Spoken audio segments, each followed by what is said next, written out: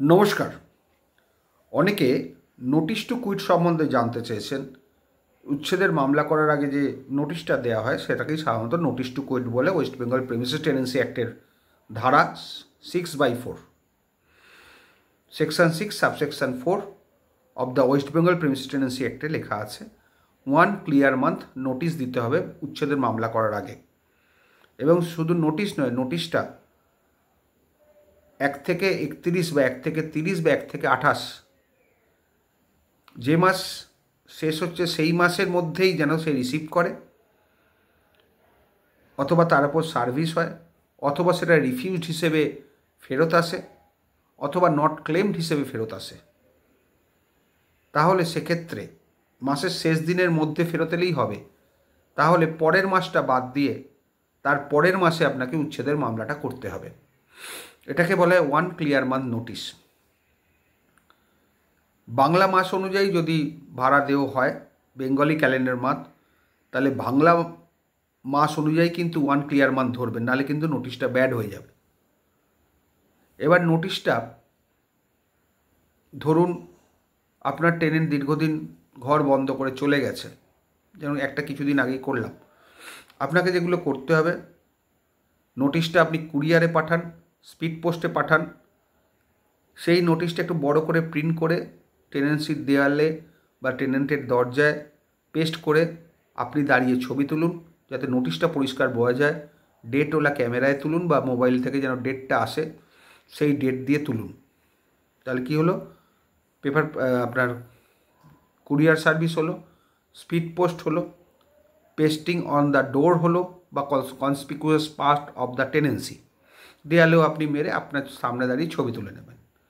আর একটা যেটা paper publication, ওই নোটিশটা যে কোনো পেপারে পাবলিকেশন করে দিন within last day of month. বারবার বলছি, within last day of month.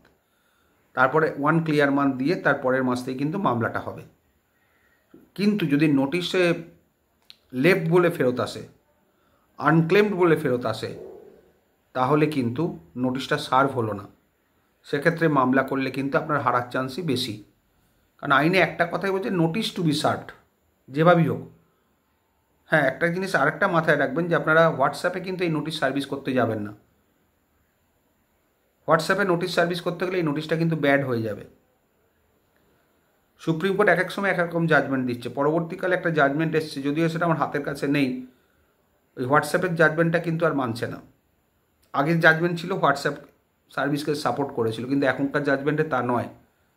সুতরাং জাজমেন্টের পেছনে না ঘুরে হোয়াটসঅ্যাপে না পাঠিয়ে আপনি একটা কুরিয়ার দেবেন, একটা স্পিড পোস্ট উইথ এডি দেবেন, আর পেপার পাবলিকেশন করাবেন, আর একটা দরজায় আটকে দেবেন বা দেওয়ালে আটকে দেবেন, লটকে যাকে বলে।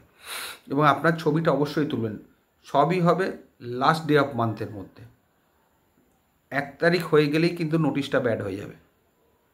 কারণ আপনি 1 ক্লিয়ার মান্থ, ধরুন জানুয়ারি মাসে নোটিশ দিলেন, তাকে জানুয়ারি মাসের মধ্যেই পেতে হবে।